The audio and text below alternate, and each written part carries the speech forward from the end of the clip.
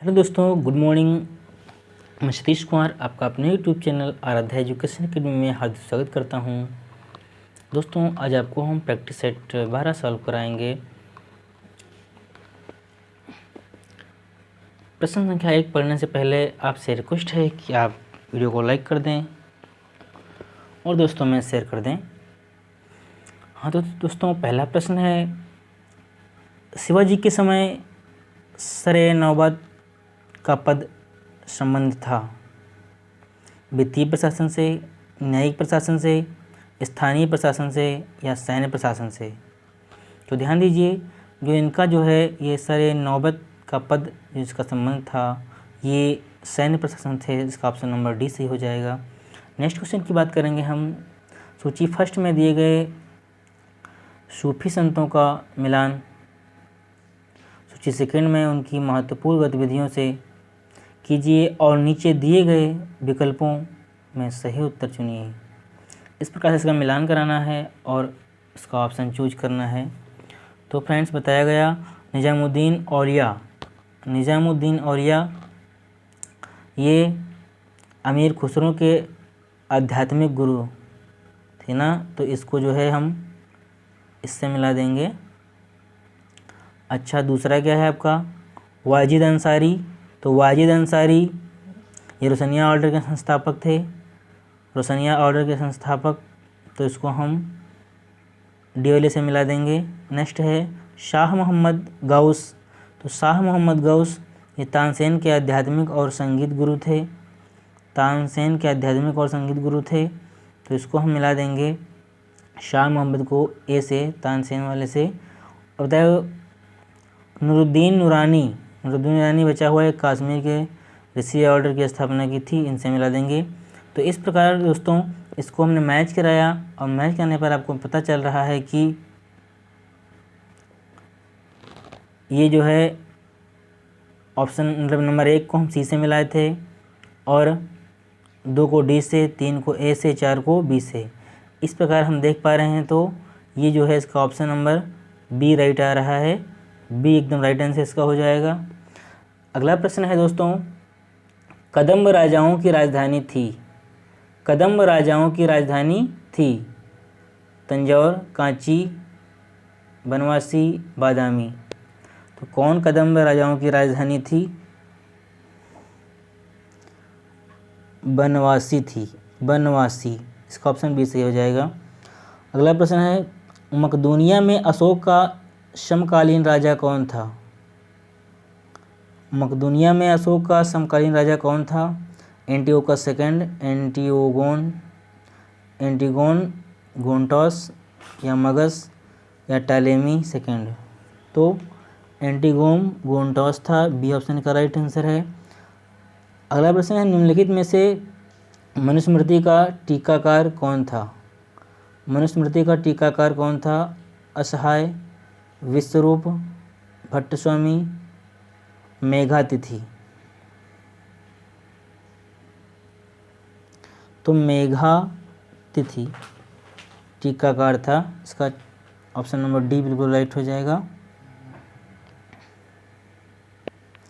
अगला प्रश्न है, मॉन्टेग्यू चेम्सफोर्ड प्रस्ताव किससे संबंधित है? सामाजिक सुधार से, शैक्षिक सुधार से या पुलिस प्रशासन के सुधार से, संवैधानिक सुधार से? किससे संबंधित है ये पूछ रहा है। तो ये संवैधानिक सुधार से संबंधित है, इसका ऑप्शन डी सही हो जाएगा। अगला प्रश्न है प्रश्न संख्या 7, क्वेश्चन नंबर 7 कह रहा है, ये दिख रहा है, भारत छोड़ो आंदोलन के समय निम्नलिखित में से किसने कांग्रेस रेडियो का प्रसारण किया? कहता है किसने कांग्रेस रेडियो का प्रसारण किया था? ऑप्शन दिए गए हैं, Lord reading, Lord Chelmsford, Lord John Simon, Lord Irwin. 1 minute, ये ऑप्शन 8 के हमने रीड कर दिए। ये इसका ऑप्शन है अरोड़ा, आसफ अली, जयप्रकाश नारायण, उषा मेहता, उपरोक्त में से कोई नहीं। तो उषा मेहता जो हैं ये ऑप्शन बिल्कुल राइट है, सी ऑप्शन। बताया गया कि भारत छोड़ो आंदोलन 9 अगस्त 1942 को प्रारंभ हुआ था। इस आंदोलन के दौरान कांग्रेस द्वारा मुंबई में कई भागों में गुप्त रेडियो प्रसारित किया जाता था। अगला प्रश्न है, किसके सुझावों पर भारतीयों को साइमन कमीशन से बाहर रखा गया? किसके सुझावों पर? Lord reading, Lord Chelmsford, sir John Simon, Lord Irwin. तो लॉर्ड इरविन की, डी ऑप्शन का बिल्कुल सही हो जाएगा। अगला प्रश्न है, निम्नलिखित में से किसने प्रसिद्ध चटगांव शस्त्रागार धावे को आयोजित किया था? तो लक्ष्मी सहगल, सूरसेन, बटुकेश्वर दत्त, जे.एम. सेनगुप्त। तो सूरसेन जो थे इन्होंने आयोजित किया था, बी ऑप्शन इसका सही हो जाएगा। अगला प्रश्न है, निम्नलिखित में से कौन सही सुमेलित नहीं है? ये पूछता है कौन सही सुमेलित नहीं है। देखिए हम बताते हैं आपको, 1887 का कांग्रेस अधिवेशन मद्रास बिल्कुल सही सुमेलित है ये, और 1888 का कांग्रेस अधिवेशन इलाहाबाद ये बिल्कुल सही सुमेलित है, और 1890 का कांग्रेस अधिवेशन कलकत्ता ये बिल्कुल सही है। 1892 का कांग्रेस अधिवेशन बम्बई ये गलत है। तो जो गलत है वहीं आपको टिक करना है, तो डी ऑप्शन इसका राइट आंसर हो जाएगा। अगला प्रश्न दिया गया है,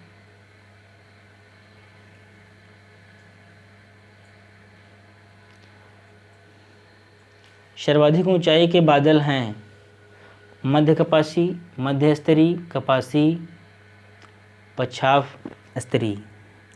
तो बताया गया सर्वाधिक ऊंचाई के बादल, तो सर्वाधिक ऊंचाई के बादल क्या हैं? पछाव स्तरीय, डी ऑप्शन इसका सही आंसर हो जाएगा। अगला प्रश्न है, पर्यावरणीय कुजनेट्स वक्र पर्यावरणीय क्षति एवं प्रति व्यक्ति जीडीपी के मध्य संबंध दर्शाता है। इस पर्यावरणीय कुजनेट्स वक्र का आकार किस प्रकार का होता है? तो ये पूछा है इसका आकार कैसा होता है। ऑप्शन दिया गया है, उल्टा यू का आकार, उल्टा वी आकार, उल्टा एल आकार, इनमें से कोई नहीं। तो उल्टा यू आकार का होता है, ए ऑप्शन इसका करेक्ट हो जाएगा। नेक्स्ट क्वेश्चन, सूची फर्स्ट के साथ सूची सेकेंड को सम्मिलित कीजिए और सूचियों के नीचे दिए गए कूट को त्रिकूट का प्रयोग कर सही उत्तर चुनिए। तो पहला सूची दिया है, दूसरा सूची दिया है, कहता है परमाणु विद्युत संयंत्र पहले सूची में और इसके राज्य। बिल्कुल बढ़िया प्रश्न है, ध्यान दीजिए। तो बताया गया काकरापार, काकरापार ये गुजरात राज्य में, कुछ सेकेंड से मिला देंगे। और कैगा, कैगा कर्नाटका से, क्योंकि ये कर्नाटका में है। रावत भाटा, रावत भाटा राजस्थान में। नरोरा उत्तर प्रदेश में। इस प्रकार से इसका डी ऑप्शन बिल्कुल राइट हो जाएगा। अगला प्रश्न है, श्रीहरिकोटा द्वीप निकट अवस्थित है, किसके निकट अवस्थित है? चिल्का झील के, पुलिकट झील के, महानदी मुहाना के, गोदावरी मुहाना के। तो बात कर रहे हैं हम श्रीहरिकोटा द्वीप की, तो ये पुलिकट झील के निकट अवस्थित है। बी ऑप्शन इसका करेक्ट आंसर हो जाएगा। थोड़ा समझ लीजिएगा, श्रीहरिकोटा द्वीप आंध्र प्रदेश में पुलिकट झील के निकट स्थित है।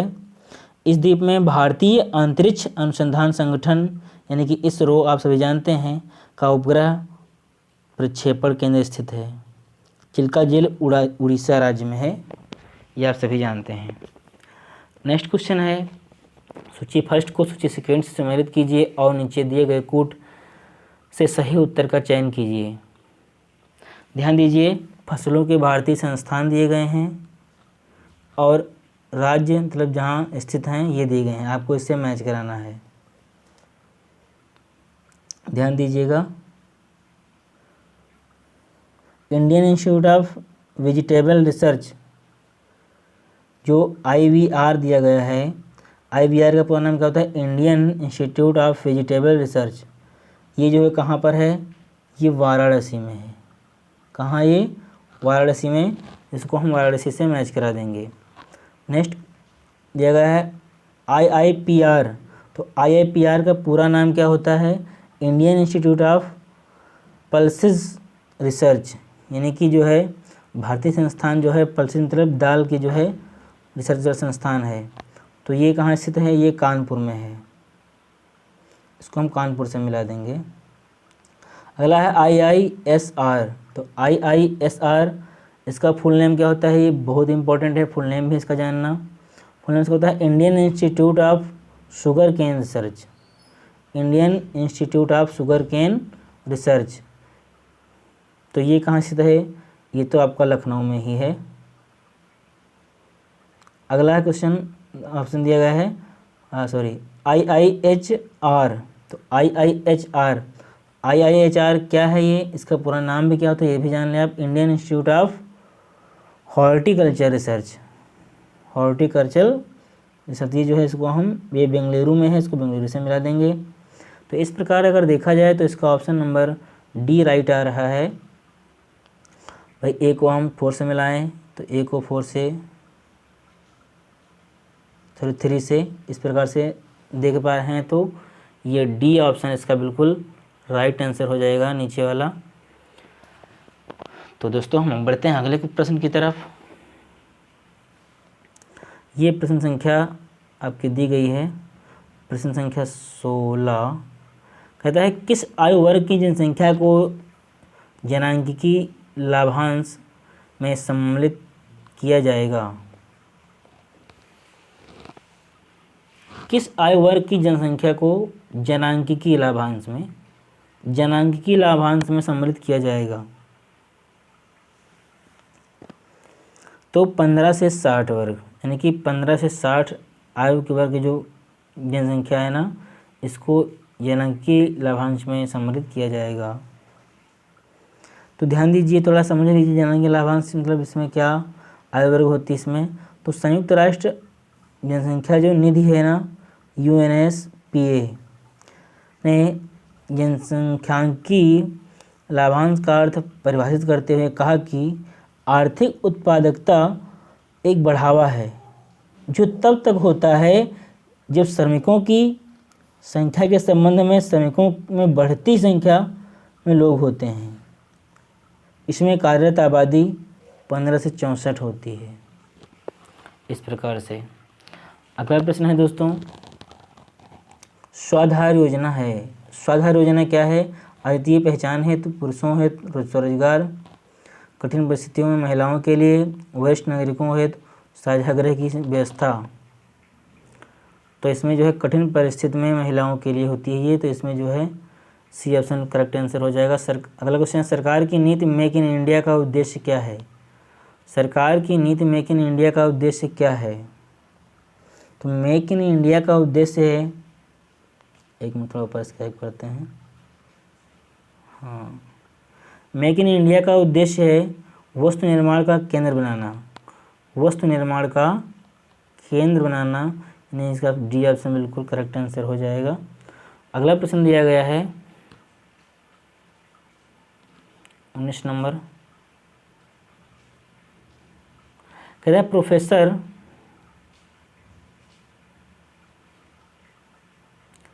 प्रोफेसर PC महालनोबिस का नाम जुड़ा है किससे? किस योजना से जुड़ा है? प्रथम योजना से, द्वितीय योजना से, तृतीय और चतुर्थ योजना से, किससे जुड़ा हुआ है? तो ये जो है द्वितीय योजना से जुड़ा हुआ है। अगला प्रश्न है, भारतीय रुपये की गिरावट रोकने के लिए निम्नलिखित में कौन सा एक सरकार भारतीय रिजर्व बैंक द्वारा किया जाने वाला सर्वाधिक संभावित उपाय नहीं है? तो ध्यान दीजिए,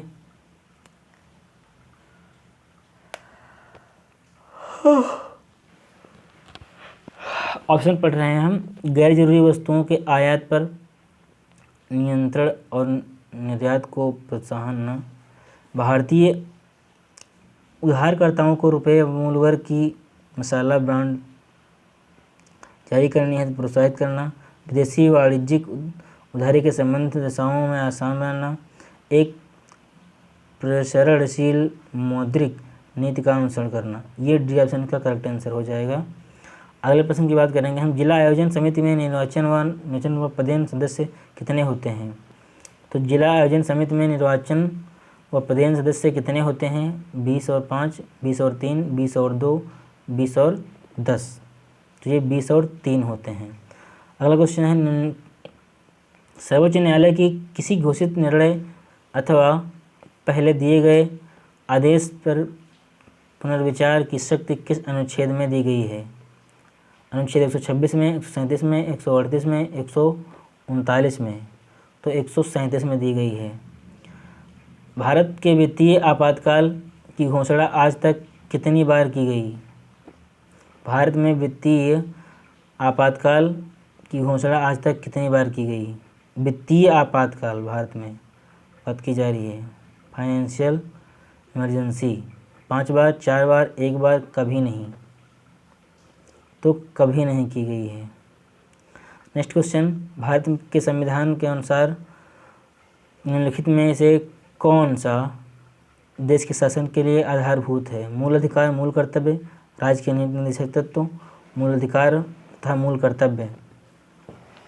तो राज्य के नीति निर्देशक तत्व, ये इसका सी ऑप्शन बिल्कुल राइट आंसर हो जाएगा।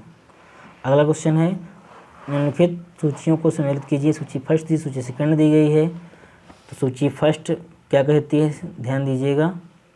25 नंबर की बात कर रहे हैं। इसमें दिया है विषय और संविधान के अनुच्छेद दिए गए हैं, इसको मैच कराना है, सम्मिलित करना है। देखिएगा,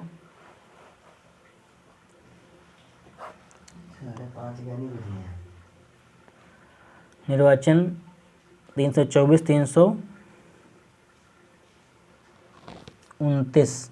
तो निर्वाचन जो है 324, 329 यानी कि उसको हम 3 से मिला देंगे।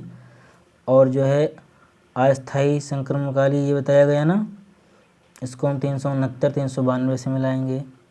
369, 392 यानी कि 2 नंबर से। और अब भारत राज्य के भीतर व्यापार वाणिज्य का समागम, ये 301, 307 अनुच्छेद के अंतर्गत है। 301, 307 अनुच्छेद के अंतर्गत है। और संघ और राज्यों के बीच विधायी संबंध क्या है? ये 245, 255 अनुच्छेद के अंतर्गत आता है। इसको हम 1 नंबर से मिला देंगे। इस प्रकार दिखा है, इसका ऑप्शन नंबर ए राइट आ रहा है, राइट हो जाएगा। नेक्स्ट क्वेश्चन है, सिलिकोसिस एक है। सिलिकोसिस क्या है? सिलिकोसिस गुर्दा संबंधित बीमारी है, यकृत संबंधी बीमारी है, फेफड़े संबंधी बीमारी है, अव्यवस्थित तंत्रिका संबंधित बीमारी है ये। तो ये जो है फेफड़ों से संबंधित एक बीमारी है, सिलिकोसिस। नेक्स्ट क्वेश्चन है, एंजाइम एक है। एंजाइम एक क्या है? विटामिन है, बैक्टीरियम है, बायो उत्प्रेरक है, वायरस है। तो आप सभी जानते हैं कि एंजाइम जो है एक प्रकार का बायो उत्प्रेरक है, ये उत्प्रेरक का कार्य करता है। इसका सी ऑप्शन करेक्ट हो जाएगा। नेक्स्ट क्वेश्चन की हम बात करेंगे। प्रश्न कहता है, निम्नलिखित में से कौन सा सही सुमेलित नहीं है? तो ये आपको बताना है, सही सुमेलित नहीं है वहीं आपको इसमें चूज करना है। तो ध्यान दीजिए, सिल्वर ब्रोमाइड कृत्रिम प्रकाश संश्लेषण, ये पहला ही तो सही नहीं, गलत है, सुमेलित नहीं है सही से। तो ये वाला जो है इसी को हम गलत कह देंगे कि यही पहला ऑप्शन इसका राइट हो जाएगा। अगला प्रश्न है, सूची फर्स्ट को सूची सेकंड से सम्मिलित कीजिए और सूचियों के नीचे दिए गए कोड का उपयोग कर सही उत्तर चुनिए। इसमें भी आपको मैच कराना है। देखिए, हीरा, आप सभी जानते हैं कि हीरा जो है एक कार्बन का प्रारूप है, तो इसको हम कार्बन से मिला देंगे। संगमरमर, संगमरमर ये जो है संगमरमर में कैल्शियम तत्व उपस्थित रहता है, तो संगमरमर को हम कैल्शियम से मैच करा देंगे। और रेत, रेत क्या है, रेत जानते हैं सभी लोग, सिलिकॉन है, सिलिकॉन इसको हम सिलिकॉन से मिला देंगे। और रुबिडियम का संबंध एल्युमिनियम से है, तो इसका जो है एल्युमिनियम से मिला देंगे। इस प्रकार से ये इसका राइट आंसर जो है वो डी आ रहा है, डी हम देख पा रहे हैं, डी ऑप्शन इसका राइट हो जाएगा। अगला क्वेश्चन है, जब किसी बोतल में पानी भरा जाता है और उसे जमने दिया जाता है तो बोतल टूट जाती है, क्यों टूट जाती है? पानी जमने पर फैलता है, बोतल हिमांक पर सिकुड़ती है, बोतल के बाहर तापक्रम अंदर से ज़्यादा होता है, पानी गर्म करने पर फैलता है। बहुत ही अच्छा प्रश्न है। इसमें जो ये है पानी जमने पर क्या होता है, फैलता है, तो इसका ए ऑप्शन बिल्कुल राइट हो जाएगा। अगला क्वेश्चन है 7/11 को दशमलव रूप में व्यक्त कीजिए। तो 7/11 को दशमलव रूप में व्यक्त करना है, सीधी सी बात, इसको भाग देना है 7 को 11 से। जब 7 को हम 11 से भाग देते हैं, देखिएगा तो कितना आएगा।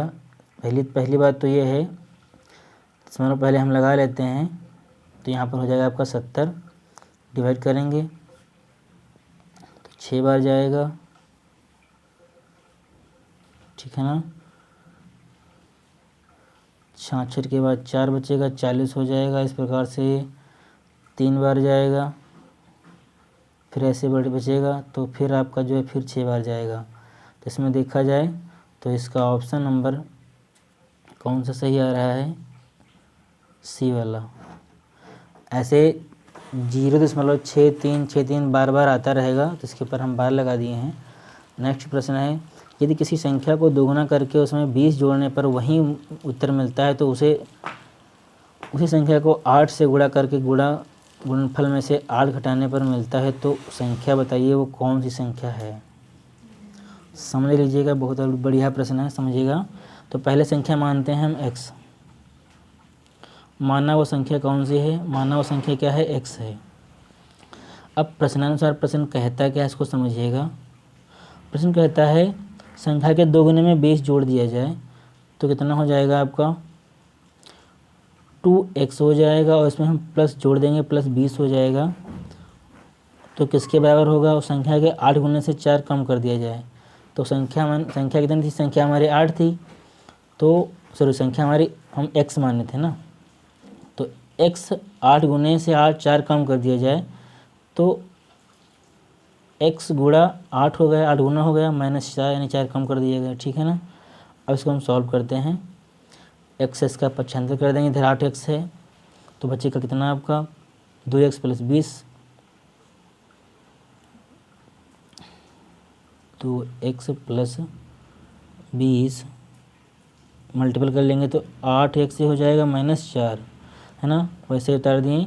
अब यहाँ पे पक्षांतर करने पर हम x की वैल्यू निकाल लेंगे, तो हमारा 6x बराबर कितना हो जाएगा, 24 हो जाएगा। 6 से कट कर देंगे तो 6 चौक 24, यानी कि x वैल्यू कितनी आ गई, 4 आ गई। तो x की वैल्यू 4 आ गई, यानी वही संख्या कौन सी है, वो 4 है। बी ऑप्शन इसका करेक्ट आंसर हो जाएगा। अगला प्रश्न दिया गया है, कहता है प्रश्न नंबर 33 है, कहता है निम्न में से कौन सा व्यंजक 3 की पावर 34 + 3 की पावर 35 का वर्गमूल निरूपित करता है। तो बिल्कुल सही है, ध्यान दीजिए। पहले हम करते क्या हैं, दिया गया है आपका क्वेश्चन, कहता है 3 की पावर 34 और प्लस 3 की पावर दिया है 35, इसका वर्गमूल हम निकालते हैं।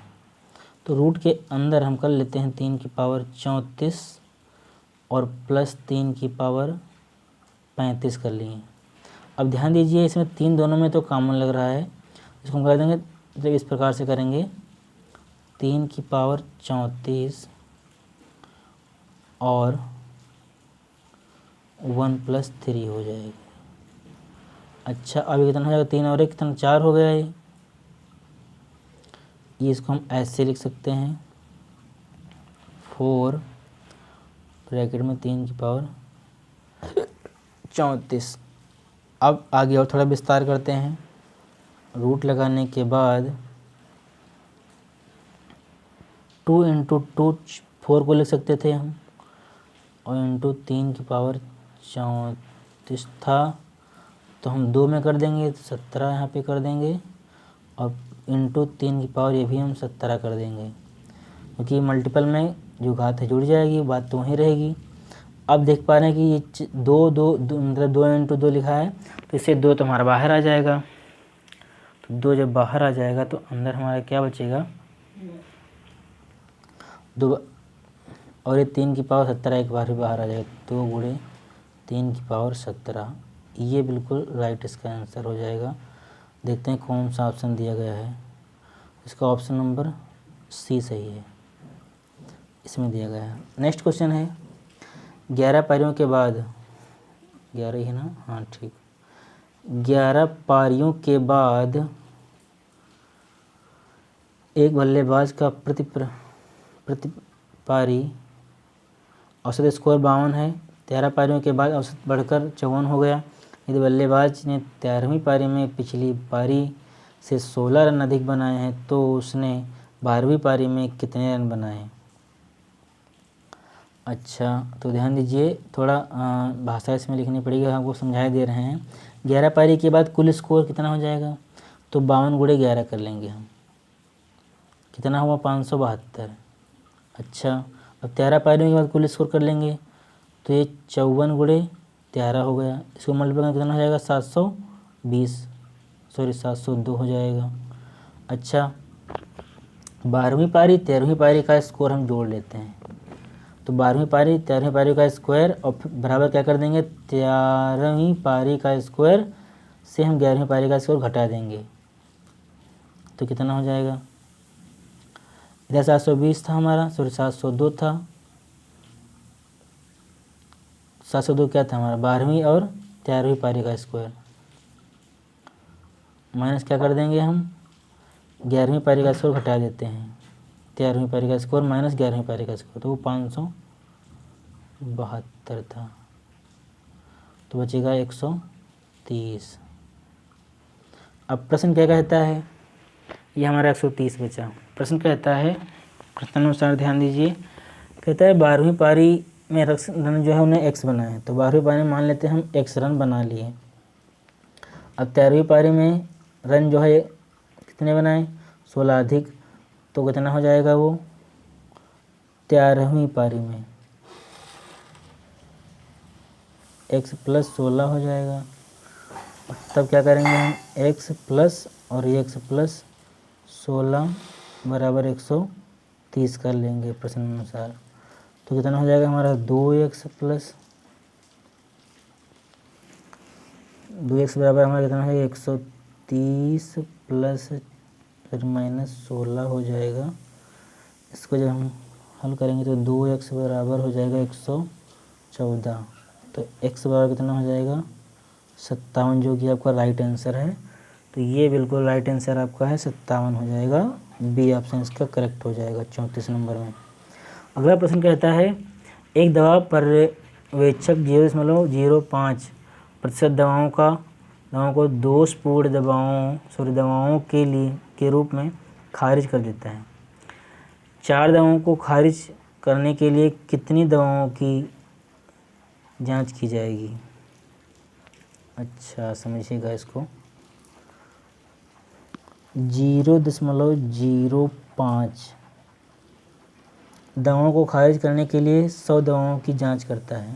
अच्छा, तो एक दवाओं की खारिज करने के लिए कितना कर देंगे हम, एक दवा खारिज करने के लिए दवाओं की जांच जो है वो कितना हो जाएगा 100/0.05 है ना। ऐसी 4 दवाओं को खारिज करने के लिए कितना हो जाएगा, तो 100 कितना हो जाएगा, ये 5 गुणे 400। सॉल्व कर लेंगे हम इस प्रकार से इसको, तो 20 गुणे कितना आ जाएगा 400, यानी कि बराबर कितना हो जाएगा आपका 8000, जो कि आपका राइट आंसर हो जाएगा 8000। बी ऑप्शन बिल्कुल राइट है, बी। अगला प्रश्न दिया गया है, कहता है आषाढ़ का एक दिन किसकी रचना है? आषाढ़ का हम दोस्तों हिंदी पर आ चुके हैं अब। आषाढ़ का एक दिन जो है किसकी रचना है? निर्मला वर्मा की, नरेश मेहता की, शंकर सुरेश की और मोहन राकेश की। तो ये मोहन राकेश की रचना है आषाढ़ का एक दिन। आषाढ़ का एक दिन मोहन राकेश की रचना है। अगला प्रश्न है, जमीन आसमान एक करना मुहावरे का अर्थ क्या है? जमीन आसमान एक करना मुहावरे का अर्थ क्या है? पूरी तरह से नष्ट करना, घोर प्रयत्न करना, मतलब निकालना, व्यर्थ का कार्य करना। तो जमीन आसमान एक करने का मतलब आप समझ रहे होंगे कि घोर प्रयत्न करना। कहते हैं लोग ना, जमीन आसमान एक कर दिया, इसने मेहनत की, इतना काम करा डाला। अच्छा, तो हम बात करेंगे हम अगले प्रश्न की। 38 नंबर प्रश्न है,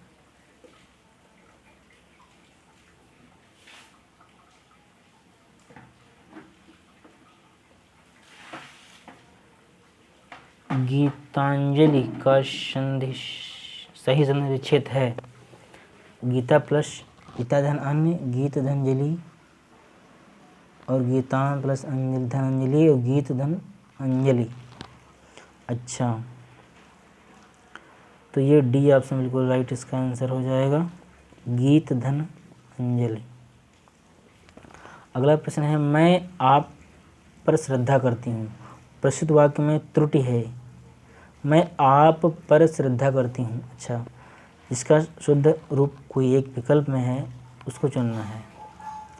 मैं आप में श्रद्धा करती हूँ, मैं आपकी श्रद्धा करती हूँ, मैं आपको श्रद्धा करती हूँ, मैं आपके प्रति श्रद्धा रखती हूँ। अच्छा, तो ये बिल्कुल सही है डी वाला, मैं आपके प्रति श्रद्धा रखती हूँ। नेक्स्ट क्वेश्चन है, जो कठिनाई से मिलता है के लिए एक शब्द। जो कठिनाई से मिलता है, दुर्गम, दुर्लभ, अगम, सुलभ। जो कठिनाई से मिलता है वो दुर्लभ होता है। तो बी ऑप्शन इसका बिल्कुल सही हो जाएगा। और ये दुर्गम किसका होता है? जिसमें जाना या जिसे समझना कठिन होता है वो दुर्गम होता है। और जो आसानी से मिल जाता है वो क्या होता है? आपका सुलभ होता है। अगला क्वेश्चन है, डायरेक्शन दिया गया है, read the passage given below and answer the question that follows. यानी कि पैसेज दिया गया है, आपको इस पैसेज के नीचे कुछ क्वेश्चन दिए गए हैं। इन सभी क्वेश्चन के आपको जो है आंसर देने हैं। क्वेश्चन आपका यहीं से स्टार्ट है। पहला क्वेश्चन दिया गया है, मैं पैराग्राफ पढ़ चुका हूँ और आपको हम सिर्फ और सिर्फ ऑप्शन इसका बताएंगे, what is a central opinion on the in the given passage. अच्छा, तो ये दिया गया है, तो ध्यान दीजिए। दिया गया option, Virat Kohli does not respect any English cricketer. अच्छा, अगला ऑप्शन दिख नहीं रहा है, इधर ऑप्शन इसके दिए गए हैं, ये आपके ऑप्शन पर आ चुके हैं। अच्छा, कहता है Virat Kohli behaves like a villain during a game. Virat Kohli is the only Indian cricketer playing for sorry country. अच्छा, ये भी नहीं है। Virat Kohli is supremely confident and does not have any fear of failure. तो ये आपका डी में बिल्कुल राइट आंसर है इसका। नेक्स्ट क्वेश्चन है, fill in the blanks to complete the following sentences. अच्छा, the minister are responsible, space दिया गया है, the chief minister of their states for their work. इसमें आपको फिल करना है फॉर, टू, ऑफ, टूवर्ड्स। अच्छा, तो इसमें एक बार ध्यान से पढ़िए फिर से। कहता है the ministers are responsible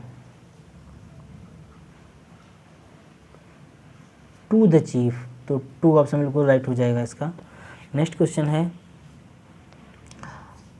she advised that I, space दिया गया है, कर्टेल एक्सपेंडिचर। अच्छा, तो इसमें क्या रह सकता है? Should, shall, should have, shall B.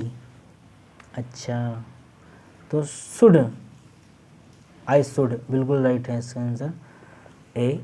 Next question है ही सेड, कॉमा दिया गया है इसमें, Kavita when is the next train reported speech will be. इसको जो है आप ध्यान दीजिए, कहता है, पढ़ लेते हैं पहले हम। He asked Kavita when is the next train was, ना ये भी गलत है। और he asked to Kavita when was the next train, ये भी नहीं सही है। He asked to Kavita that when is the next train, ये भी गलत है। ही आस्क्ड कविता, बिल्कुल right, he asked Kavita when the next train was, ये डी ऑप्शन इसका करेक्ट आंसर हो जाएगा। नेक्स्ट क्वेश्चन की बात करेंगे हम। Point out the sentences to पाइसुअस। पाइसुअस बनाना है, इसमें देखना है कौन सा पाइसुअस है।